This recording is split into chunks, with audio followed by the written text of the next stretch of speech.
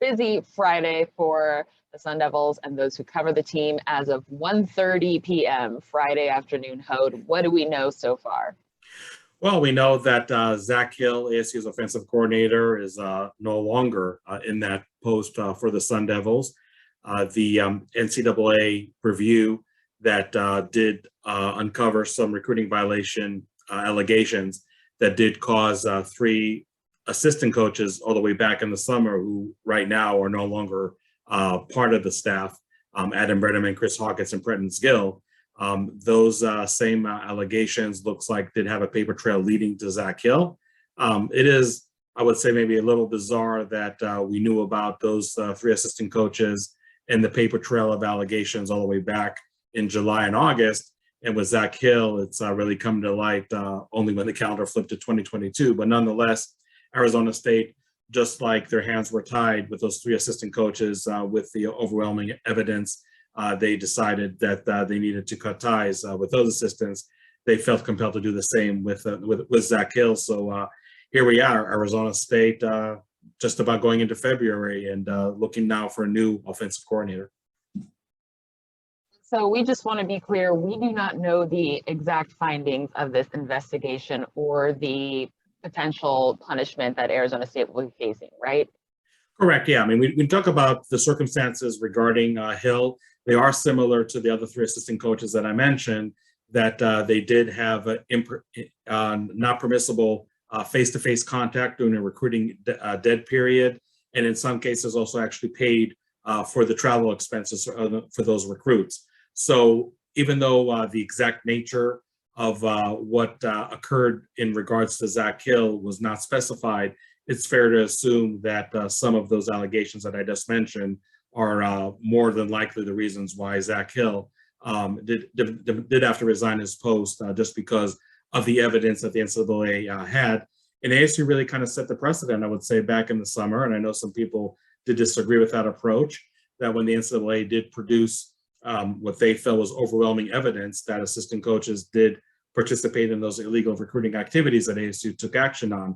So suffice to say that the severity or the nature of those allegations when it comes to Zach Hill were pretty similar in nature to those three assistant coaches.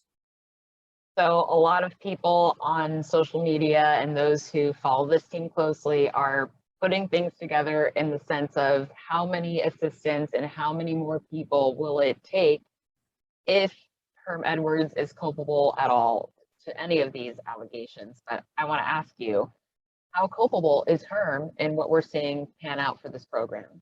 I think absolutely, as a head coach, he is culpable, and I think that if not publicly, privately, he knows that the buck does ultimately stop with him. So these things happen on his watch. I mean, right now we have 4 assistant coaches who were supposed to be part of the staff in 2021 and going into 2022, and now are not here anymore. So I think that is something that definitely Herm Edwards does have some involvement.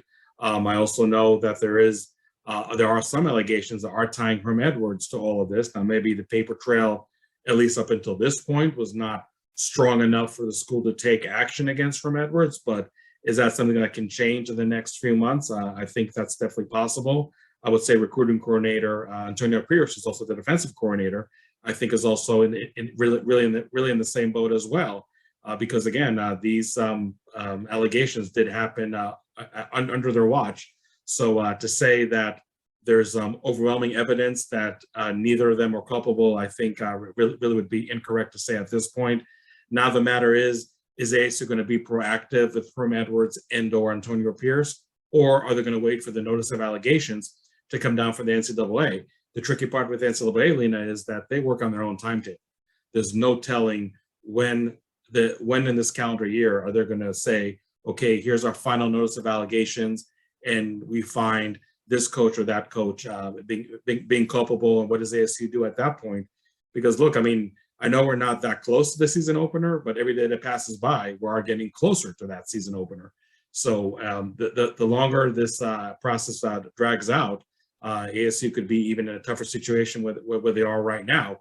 Seemingly, they were able to fill all their positions aside from offensive coordinator, and that's a fresh position. But what happens if we're looking here at April or May? and now you got to replace the head coach, or maybe you have to replace all the defensive coordinator as well.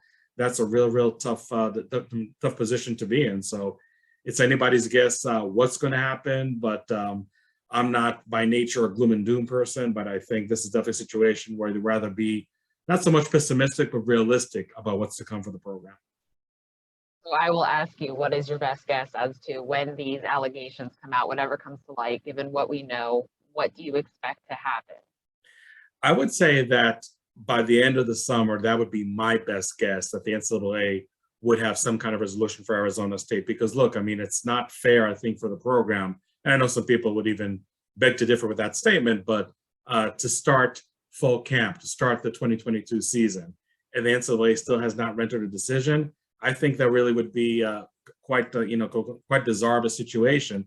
I mean, again, it's not ideal to replace the head coach in June or July, but at least the season hasn't started yet. At least fall camp hasn't started yet.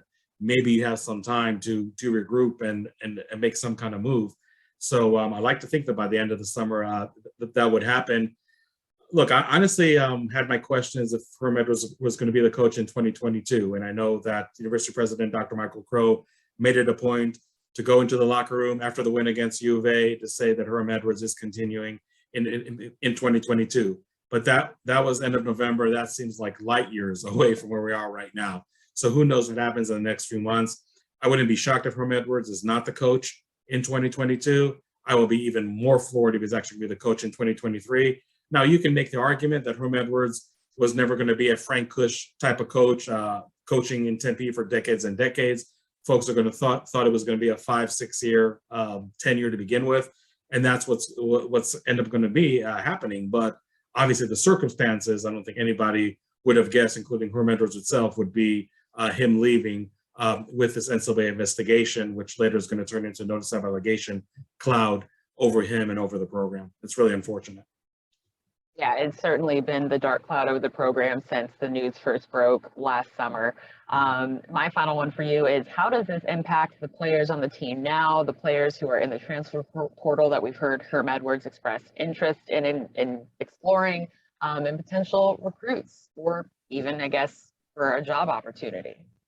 Well, if the NCAA could do a quote unquote favor for ASU, they would wait until after May 1st to deal those notice of allegations, which could result in Herm Edwards and Antonio Pierce no longer being part of the staff.